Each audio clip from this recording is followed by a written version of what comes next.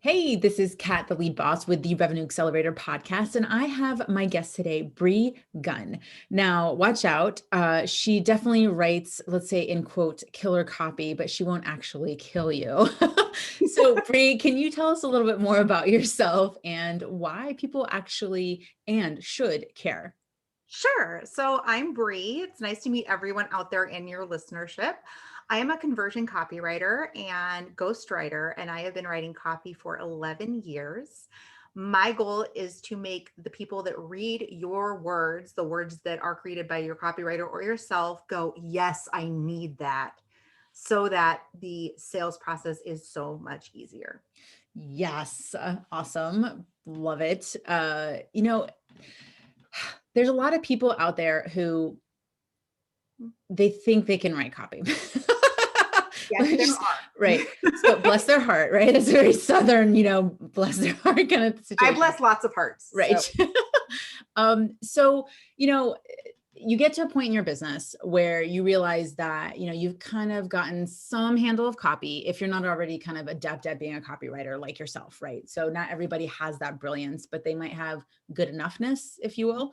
Um, what are your recommendations? So we're gonna go this in two ways. One, it's people who are kind of getting ready to hire you, right? So what are your recommendations for them in terms of creating more compelling copy? And then the other question I have is, how do you capture your voice when you're kind of supporting your client? So the first thing that you want to do when you're writing your copy is to consider your audience. And I know this is like, if you've ever listened to a copywriter talk, that's one of the first tips that they're going to give you if they're worth their weight. Right. You want to take into consideration who you're talking to, because the way you talk to your audience differs from place to place. So if you're on Instagram, you're going to use a little bit different language than you would on LinkedIn or an email or on Facebook. So you need to take into account location as well as the humans that you're actually connecting with. In order to make your copy compelling, you need to remember who you're writing for, and remember that the copy you're writing is not for you. Nobody cares. It's for them. All those stories you have, all of those interest pieces are literally there to help you bridge a gap Mm, between where you are and where they are, so that you can find common ground. So it's not, the content that you are producing is not so that you can crow about your own accomplishments. It's to pull in the reader and make them go, oh my gosh, yes, I need that. I understand. They hear me, they get me. mm. And that's where most people make the mistake is we write and I've done this too, I know better, but we get excited about our accomplishment and we write about it and we talk about it and we become very me centric when we need to be very you centric. Yes. I've seen so many posts about, I just closed this or I just had Oh, those make me want to throw up. And, It's just yucky. yeah. And I feel like it's overcompensating, right? Yeah. That's a So nice way to put it. my, right. Like my belief system is the best way to demonstrate your capability is by communicating your clients' results, because it's clear that if your clients are achieving a certain level, it's also because they're having some kind of support from you. Now, you may not be the only person in their life that's supporting them, but you've played a role in them being able to achieve something. So when you're celebrating your clients, right, then you're re-emphasizing your authority and positioning and demonstrating and doing a really good thing in terms of energy of actually celebrating them and their success and other people being able to see themselves. What are some of the other mistakes that you're seeing people make? I know I asked a second question. We'll get back to that later. That people are making when it comes to putting content out there that they think is impactful, but is actually doing more harm than good. Those posts drive me crazy. The ones that are like I just had $100,000 month. I just had a $30,000 month. I just had closed a $10,000 sale. Yeah, you're not celebrating any clients, so are you taking people's money? This is, and like, I get it. I sign a non-disclosure with every single client because I'm a ghostwriter. A Yeah. lot of my clients do not want someone to know that they didn't write their copy. Hmm. So me saying, It's a hey, I shame. wrote Pat's copy, which I didn't, y'all. Yeah. And bragging about her, I need your permission to do that. So a lot of times it's getting permission from clients. It's actively asking for references, referrals, testimonials. it's not being forceful in that way. Like there are a lot of coaches and consultants out there that are doing lives with clients and in the hopes that the client will give them a testimonial on the live. And that just feels nearly as You gross. just saw my facial reaction. Yeah, I was like, that does not like, feel good. that looks like she's about she saw the man who runs in the Speedo down the side of the freeway. Yeah. That face, we all know that face. At least if you lived in my hometown, you did, because he was there every single day, rain or shine. Where do you live again? I am actually in Michigan. I grew up in Washington State. Why are people in Speedos in Michigan? In Washington State, I don't know.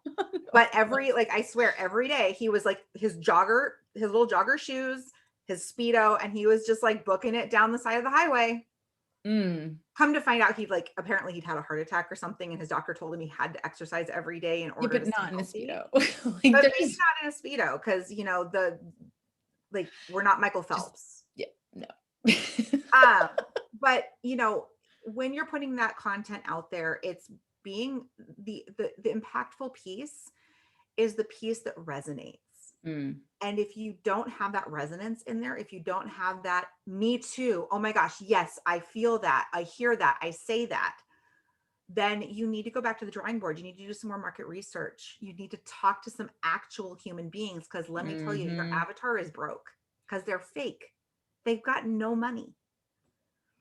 I love what you were just sharing. So this is me writing notes on the side here. Of one of the things that you talked about, which is so important, which is, and this is, what I love about what you do is because it has a lot to do with lead gen in terms of how I look at things too. And so you're saying stuff, I'm like, yes. So getting into your client's head, understanding that conversation, because I talk about there's, and it's not just me, but there's a conversation. Someone says, hey, how are you doing on the street? You're going to say, fine. You're not going to say, my world is coming crashing down. Help me, stranger that I've never talked to. You might not even say that to a friend, but it's a conversation you're having in your head, right? And so when you're tapping into that conversation and using that as copy, so how do people do that though? How do people get that voice or that knowledge about that specific pain point that no one really wants to talk about? Network the ever living crap out of your network. Go on LinkedIn, connect with people. I connected with Kat because I was networking, right? Go out there and talk to people. And when you talk to people, treat them like a freaking human being, please. If we could just humanize 90% of the marketing out there, it would fix 90% of the problems. And when you're doing your market research, it's not enough to just ask the question and accept the answer. You need to go in and dive deeper. Oh, wow. Thank you for sharing that. Can you tell me more about that? That sounds like that was really frustrating. I'd love to hear more about how you handled that. So being a friend. Treating them like humans. Yeah. If you wouldn't sit across the table from someone at a Starbucks or your local coffee shop and have that conversation, you probably shouldn't be having it online. Yeah. It's amazing how many people lose human considerations, just it's etiquette, basically. You people like robots, right? But so I talk about it's, valuing the relationship over the transaction. So a lot of people out there are being taught and have learned and implement and use this mechanism. And there should be a cartoon of just people on their computer with a credit card. They look like a credit card and you're just looking to swipe them, right? Instead of actually saying, who's this person behind the screen? What is there? Because there is something to be done. And it may not necessarily be one person buying from the other. So when you're doing, conversion copy, you are wanting to attract ideal clients, right? You're wanting to attract, repel the wrong people. That's the biggest thing people don't understand is that good copy, really good copy attracts the right people and shoves everybody else out of the way. Picture it like if you've ever watched a roller derby match or you watched the movie Whip It. Picture the copy as the pivot, the girl who's giving everybody directions and shoving people out of her way. Your copy should knock down the people who don't belong there and they go, nope, that's not for me. And the people who you want to talk to are all in, just zeroed in on you, laser focused. They're running around in circles chasing you because you're using the language and the words they want to hear. They need to hear the stuff that they've said to themselves in their head. A lot of people have, I think there's a misconception out there that, you do your market research and then you run and build your business, and then you don't go back to the market research. And the challenge is the market's consistently changing. So if you don't network and talk to people consistently, you're going to get left behind. Well, and so is your ideal client. Like, you are not working with the same person that you were targeting 10 years ago. And it's kind of like that person in high school that you wanted to date. Like, thank God. So what are the pieces that need to be in place for copy to work, right? Because you can have the words and you can, let's say, have even the right words, but I feel like there should be other things that are probably there to support it, right? It's kind of like it's having a stool with no legs. So what are the legs that go under the stool that support effective and impactful copy that converts? So second person language is one of the legs to your stool. That means you want to be telling your story, but you want to tell it in a voice that talks to the person you're talking to. So words like you, our, we, us. Even third person, they, them is better than I did this, I had this, because nobody cares. Their eyes are glazing over. Secondly, use imagery to help bolster your copy and your content and make you stand out. That means using GIFs, using, the snap you took at the beach. That means using emojis, but use them smartly. Don't just emoji vomit all over your content. Use them instead of bullet points. Use them in a headline. Use them to identify key phrases or a key word so that people's eyes are drawn. Because guys, our attention spans have gotten smaller and smaller. It used to be that you had 7 seconds to get someone's attention. Now you have 3 seconds. So you have to grab attention fast. Another pillar is to use the person's name. If you're writing email, use the name feature, use that drop-in feature to add the person's name to the content and the copy where it makes sense. One of the best ways to figure that out is to read it out loud. My husband, for the longest time, I think he thought I was losing my mind because we share office space now that we're all working from home. And I'm sitting in my office reading my emails out loud to myself. And he came in thinking I was on a call with someone. No, I was just reading my emails out loud. But you catch things like, you would say, oh, hey, Kat, this blah, blah, blah happened. And have you ever experienced this? And it can feel robotic if it's not done right. So read what you're sending out loud. Would you say this to someone at a coffee shop? Yeah. So using conversational tonality, right? So not just this, we're opening the, oh God, I don't even remember the thing, but the Oxford Dictionary commas and stuff like that. Like, we're looking at where do you put the emphasis where it needs to be in the whole sentence. It's not okay to eat grandma, but it's okay to eat with grandma. Right. Making sure you're conversationally correct and also that you're grammatically correct. Right. And then, another really key point is that market research piece. Go back and look at the words that your people are using to describe their situation and make sure that you drop them heavily into your copy. Now, you don't want every sentence to start with the same word. You don't want every sentence to have the same phrase. But if you can literally use the verbatim language that your people are using, that you've gleaned from your market research in your content, it's going to convert so much easier and so much faster. It may not make you millions of dollars, but it's going to make you thousands, tens of thousands. And the thing is, I would so much rather, and maybe this makes me different, but I would so much rather build a small tribe of really, really dedicated people who are willing to buy whatever it is I'm selling than a gigantic tribe of people who don't see me at all. And so when you're writing your copy, you have to think about that.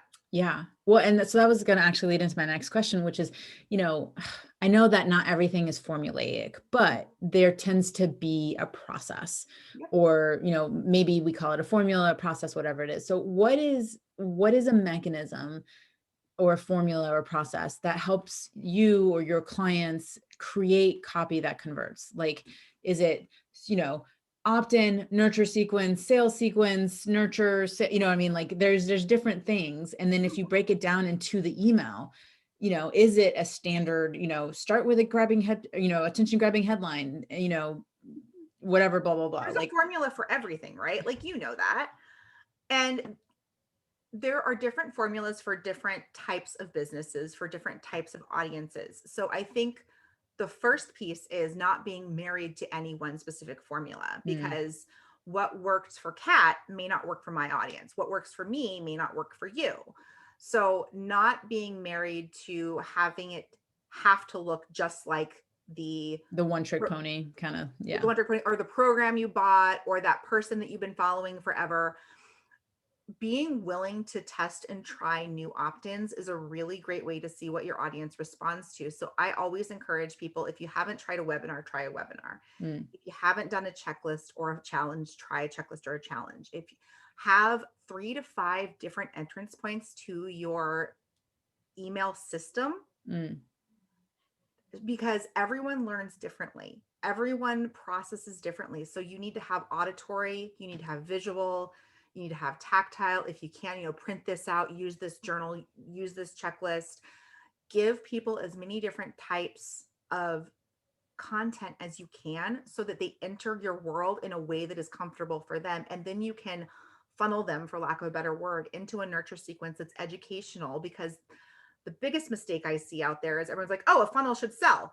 Get my free thing, now buy my stuff. That's the equivalent to being like, hi, I just met you, let's get married. Right. That's really weird and awkward, and you probably need to go away now. But if you educate people about why, like, you showed up here because you followed me because of this. You're here because you believe this. You're here because we share the same values. Then once you've nurtured, then you can go into your sales sequence. Then you can sell your programs and your products.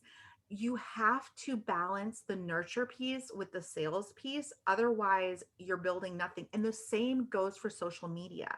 Yeah. This is not just about email, folks. This is about the way you present yourself to the world. The way you talk in email is going to be different than the way you talk on social media, but the same rules should apply. You need to have a good balance. I would say it needs to be 80-20 educational content to sales content. I'm getting whiplash with all my agreement. Yeah, like, you can't sell all the time and expect people to buy all the time. Should you be making offers every day? Absolutely. But that doesn't mean you're making an offer every day on Instagram. That means you're making an offer on Facebook today, on Instagram tomorrow, on LinkedIn the next day. And you're educating in between the offers, in between the asks. So a lot of my audience is high ticket focused, right? And so I know that there's a difference between, so there's people who do churn and burn, right? Fine, whatever. You just go ahead and whatever. There's a lot of people who do high quantity, low dollar, right? So, we know that there tends to be a direct correlation with the lower amount of money you charge, the higher number of people you need to have go through the quote unquote funnel in order to be able to, create those opt-ins. And we know that there's statistics in terms of you want your opt-in page converting at this, so that then this percentage of people buy and blah, blah, blah. And we know those don't always work, but it's what we work from. How does your advice change when it goes from, someone who's promoting a low dollar, which isn't a wrong strategy. My audience tends to be high ticket. Most of my stuff is high ticket. So right.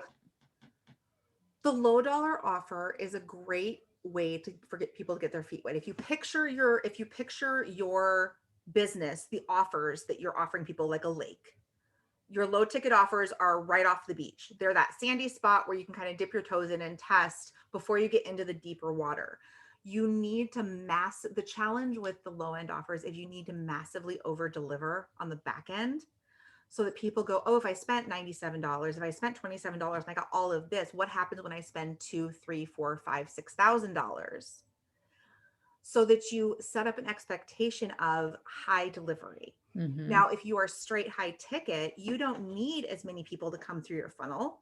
And that's how I prefer to run my business. That's how quality over quantity is. They are looking for the quality contacts over the quantity of contacts. Now that means you're going to need to go through a large quantity of people to find those few quality people, but you never know where your next referral is going to come from.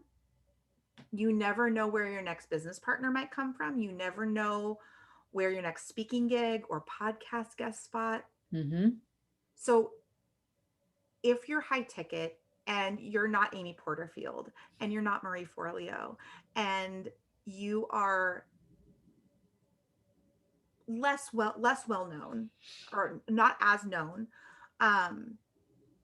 don't be scared to do more education. I find the higher ticket you're offered, the more education needs to happen about the transformation process. Mm, The more people need to see testimonials, the more people need to see that social proof. Social proof is huge. You should totally leverage that. The less people care about the dollar signs, and the more people actually care about how you change the lives of the people that you work with. yes. Well, and I've seen a lot of people, some of the most well-known people that we know in the industry, inside of this industry and out, actually give away some of their best, most secret content for free. And what people are doing is I think one of the strategies, and you can tell me if you agree or disagree, that helps with content conversion is the consistency aspect of things. Yes. Oh my God. Yes. Consistency is key. You can have the best content in the world. I could write your copy for you. It could be the best copy ever written. If you put it out there and then never say another word, nothing's going to happen. It is consistency. It is showing up daily. If you don't have I'm an introvert, okay? I don't have the energy to go live daily. I just don't. So instead of going live, I make a reel Mm, because that's all I have the energy for. mhm. And I go live once a week. Figure out what your ability to show up is, where you land, and don't overcommit yourself, because that's, we all try to do that. Oh, well, I'll go live. I promise I'll go live every single day this week, every single day this month. And like 3 weeks and we burn out, and then we stop showing up. Or their content becomes shit because you Right. don't know what to talk about anymore. Yes. One, and I'll address that in a second, because that's a really fun conundrum that you can fix really easily. But when you choose how you're showing up, when you're posting, where you're posting, I don't care if you post once a week or once a day, but be consistent. Yeah. Be consistent, and don't regurgitate the same post over and over and over again. It's okay to recycle posts. You totally can do that. It's okay to recycle emails, but you need to have enough of a gap between them so that it doesn't feel like it's the same. Yeah. As far as, repeating the same thing over and over again, human beings need to hear something at least 11 times before they can make a decision. So repeat away. Damn. Yeah. Talk about the same stuff over and over and over in different ways, because you never know. Like, you have kids.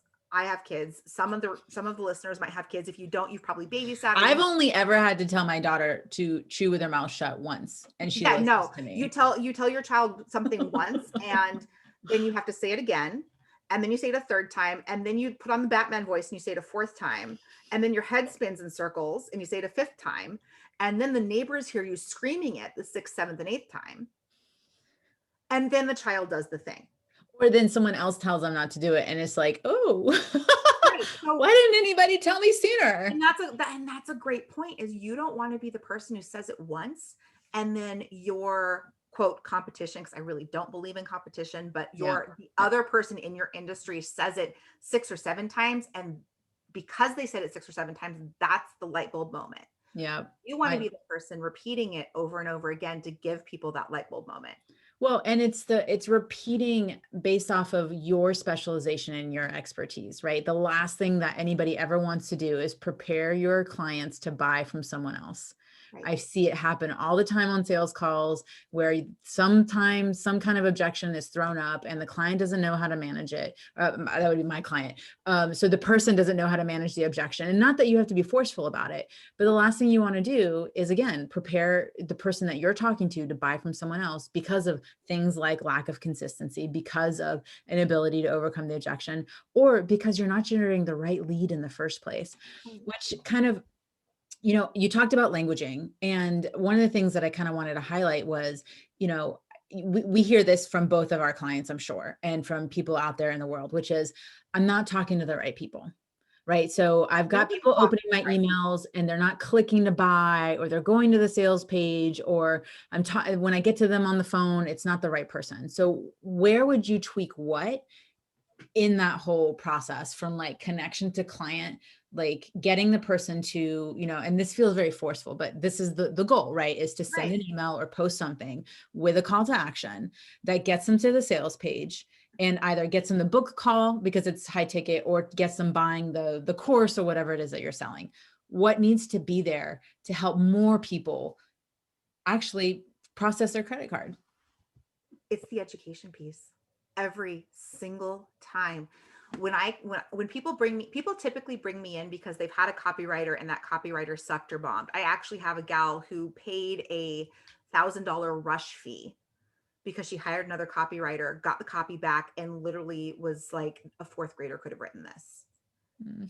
And she called me and she goes, can you do this? And I'm like, I can, but I've got to slide a couple things, and I have a rush fee and everything else. And she was like, here's my credit card, just get it done. The email I got back was, this is fantastic. The reason why, I added 10 nurture emails to an already long email sequence.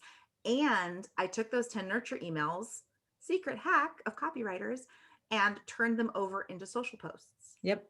You don't have to reinvent the wheel, people.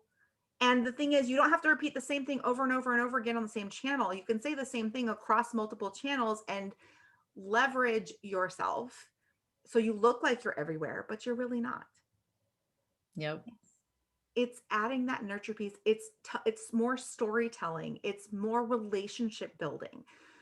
It takes longer, yes. But when you ask someone to pay $10,000 in full, they're not going to marry you on the first date. They're going to marry you after 6-8 months. You need to figure out, and this is not necessarily copy. This is just because sales is kind of my other like love. But, and this, I would hope so with conversion copy. right? I sold cars once. That was a fun story. What a great content piece. Yeah, I did. And I sold cars to like people with absolute garbage credit. So I was like, oh, you want the Mercedes? That's nice. Here's your minivan. Okay. So you had some kind of integrity. Yeah. And they would drive home with it and be happy. But the relationship building piece is key. And you need to know what your conversion rate is. So for me, from hi, nice to meet you, my name's Bree, to them paying for my services is about 45 days. I know this because from the time I meet someone, I have a follow-up sequence that goes out that educates them about who I am, what I do, who I serve, and invites them to hop on a call, invites them to hop on a call, invites them to hop on a call because repetition. And so you need to know what I have clients who've had their conversion is 15 days, 30 days, 90 days, 6 months.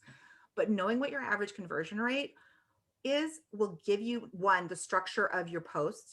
That's what you need to fill, right? If it's a 45-day conversion, you need to have consistency and showing up in that 45 days. And then you also understand that it's going to take some time. You're not going to get, yes, you're going to get some trigger pullers occasionally, but that's not the norm. And you prepare yourself and you plan ahead and okay, if this client's ending on this day and it takes me 45 days to find a new client, I can't wait until that client ends. I have to go out and find that client now and start the conversation and be ready to bring them on so that you can have less of an ebb and flow in your business. I love it. I mean, basically talking about, my other area, which is processes, procedures, structures, SOPs. And you're so awesome at the processes and procedures. Right? Like the knowing your numbers though is a huge area. Right. And I love how you're talking about, knowing from first connection to, close of what is that average time span? Because if you're looking to create predictability and consistency in your business, and that on average, example for you, it takes 45 days, then if you're wanting to hit a certain goal this quarter, right, which is 90 days, then you better start getting stuff in place now to be able to make sure that those things are getting hit, because it's not this black box. There's lots of areas where you have control over what the results could potentially be in your business, but you have to own them. Yeah. So, and you can own them in a lot of different ways. Like, I am a big proponent of looking at engagement rates on posts. I don't care how many likes I get. I don't care how many comments I get. I want to see how many people engaged. Yeah. I want to see how many people clicked on an email. I don't care how many people opened it. How many of those people that opened it clicked? How many hit the reply button? That's what matters, because those are the people that are going to buy. Yep. They're going to buy something. We don't Right. always know what, but they're going to buy something. Right. And so being aware of this is who this is for, and having the expectation of, okay, like my email open rate is right around between 16 and 18%, but my click-through rate is 10 to 11%. That's pretty high. Now, industry average, is around, between 1 to 2%. Mm-hmm. So understanding what your numbers are, your baseline numbers, is really important from a copywriting perspective, because any copywriter that you hire that is worth their weight is going to want to know what your conversion rate is. They're going to Yeah. want to see the last few emails you sent out. They're going to want to know which subject lines get the most connection with your people. They should, if your copywriter isn't asking for this stuff, you should be a little worried. What are some other indicators that, you've got a copywriter, you're working with someone in some capacity? Maybe you don't have a full-on copywriter. Maybe you have a partial. Maybe you have someone who does, your funnel emails versus your nurture emails, whatever it is, you've got support in some capacity. Mhm. What are the red flags that you look for when it comes to, because it's not necessarily that copywriter is wrong, but there may not be the right fit, Right. right? And everyone, there's a right fit out there for everyone. Mm-hmm. And so, you have to understand where that copywriter is coming from. If they're brand new and you're on a bargain basement budget and they're just out of journalism school and they're willing to work for 15 bucks an hour, your expectations should be low. If you're hiring someone like me who doesn't even charge hourly anymore because my hourly rate scares people, I charge per package, Right. then there's the level of expectation is raised, right? They should be interested, genuinely interested in your numbers, in your conversions, in your engagement rates. They should be genuinely interested in the actual design of the email or the sales page that they're looking at. They should be asking questions like, do you want to have headers? Do you want to have this? Do you want a script signature? Do you want what? So, because when you're working on front facing copy, the way it looks matters. Mm. They should also be willing to give you samples of content. Now, like myself, I can't just hand you over copy that I've written for people because, well, it's protected. But I do have samples that I can send people. I have some clients who've said, yeah, absolutely, you can share that. I don't have a problem with it. I've had some clients who absolutely don't want me to share. So I've put together a mock-up of sorts of options of what my copy looks like for someone like me, for clients who've shared, and then any front-facing copy, like I could say, like, I wrote this or Mm-hmm. I helped write this with their permission. Obviously, as a Right. ghostwriter, it's important to get permission. And then also, your copywriter should be willing to sign a contract. They should either have their own contract that details out the work or be willing to sign yours. They should be willing to sign a non-disclosure. I won't sign a non-compete. Well, That yeah. that's just not my thing. But I am willing to sign a non-disclosure. So those pieces, you want someone who's willing to work with you. You also want someone who's actively engaged in your brand. They should ask for access to your programs. They should ask for access to team meetings, to sales calls, to all of those pieces so they can write better copy for you. If you're not getting those kinds of requests, it doesn't necessarily mean your copywriter is not a great copywriter, but maybe look at what they're producing and how it's converting. And maybe you need someone more experienced. Well, and that's an important aspect to make sure that you're looking at, which is if you're writing conversion copy, the expectation is that that return on investment should be there multiple times over. And so that's another huge indicator is if your emails aren't converting, aren't producing sales calls, aren't producing click-throughs, right?